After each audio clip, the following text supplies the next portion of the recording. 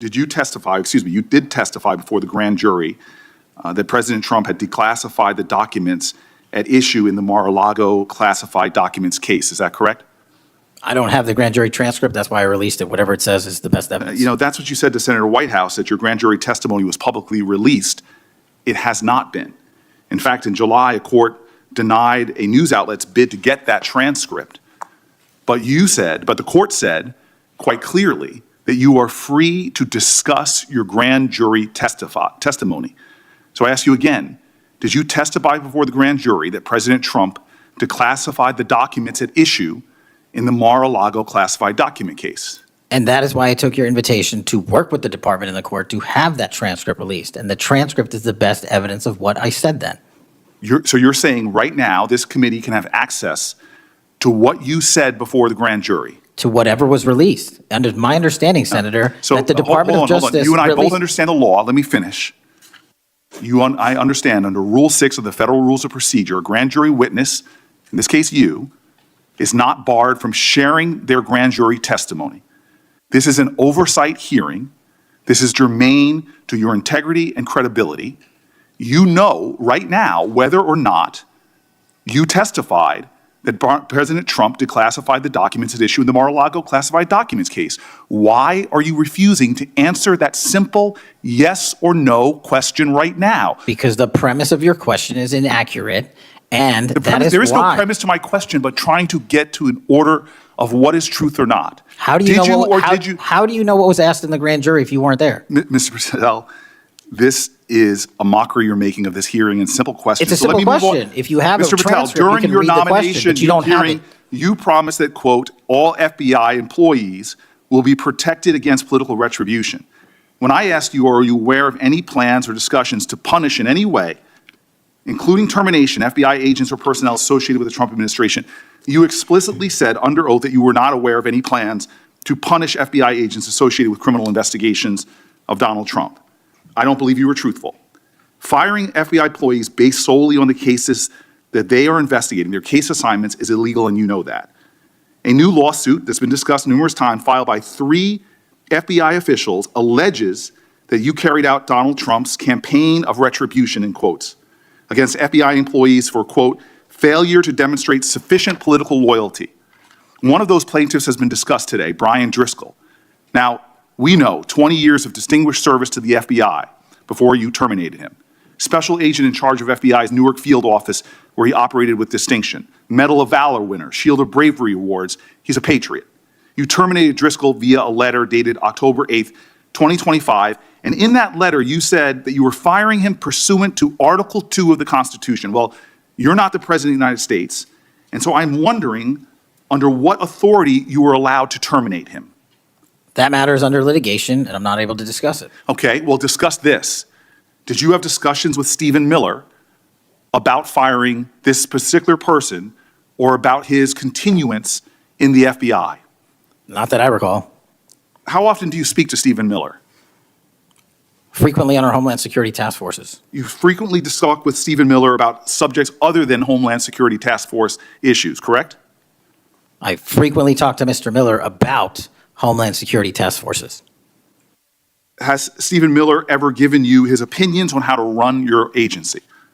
Mr. Miller's interagency operations are invaluable to success of the FBI. That's what we talk about. So you frequently discuss your job and your responsibilities with Stephen Miller and Pam Bondi, I imagine, as well. Absolutely. She's the Attorney General. Understood.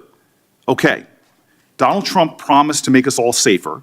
You have pushed out senior FBI agents with decades of knowledge and experience. In fact, this is the first time in FBI history that neither the director nor the deputy director have any experience with the FBI. You've shifted the agency's priorities primarily to pursuing Donald Trump's immigration enforcement agenda.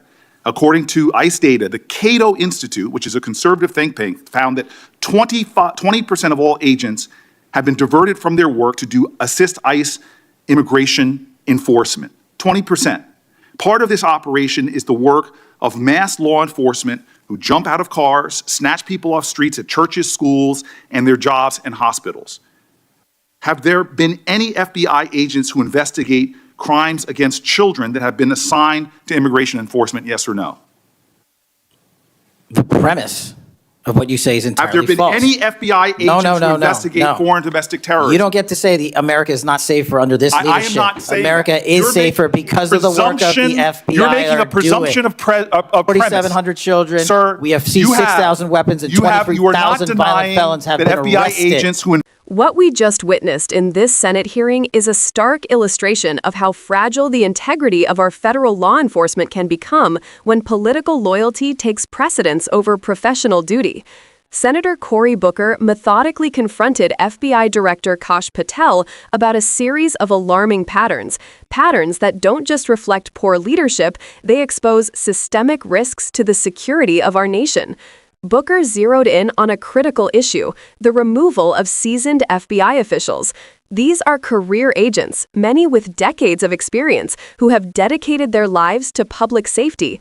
People like Brian Driscoll, with 20 years of distinguished service, a Medal of Valor, and awards recognizing bravery and excellence, were purged or pressured out under Patel's watch. The ostensible justification, Article 2 of the Constitution, is not within Patel's authority, yet the firings continued.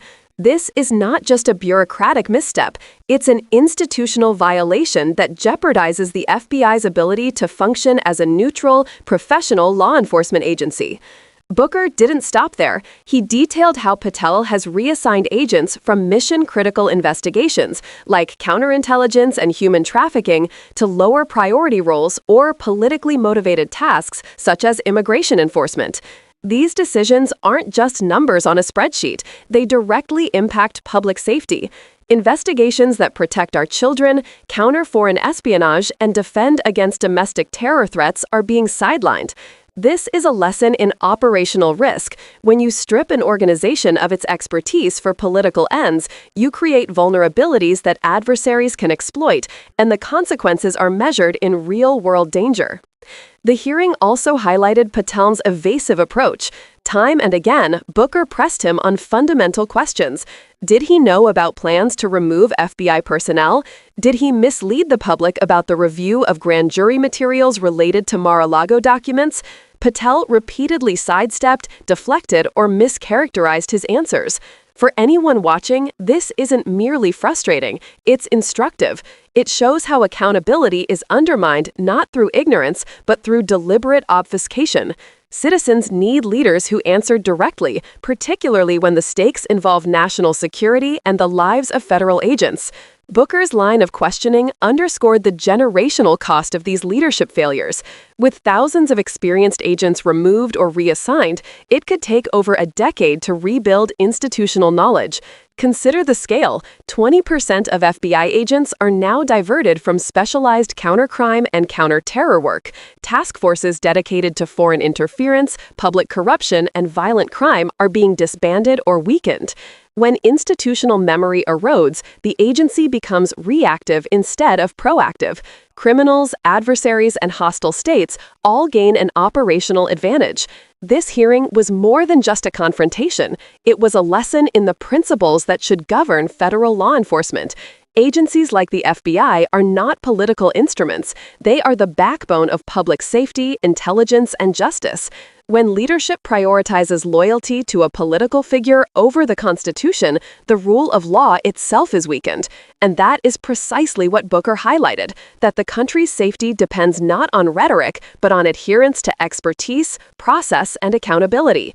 As viewers, it's vital to understand the broader implications. This is not a partisan squabble. It's a case study in governance, institutional integrity, and operational risk.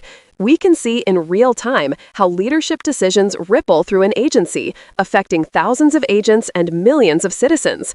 The lesson here is clear. Competent, principled leadership is not optional in national security. It is indispensable.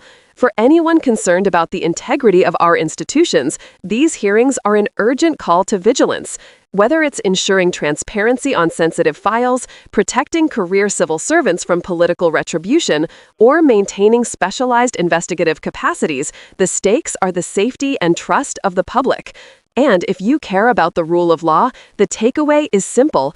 Demand accountability, follow the facts, and understand that the consequences of leadership failure are measured in lives and national security. If you want to stay informed about these critical issues, understand the policy implications, and see the real consequences of leadership decisions in Washington, make sure you subscribe to Liberal Lens. We break down complex hearings like this so you don't just know what happened, you understand why it matters and what it means for the country.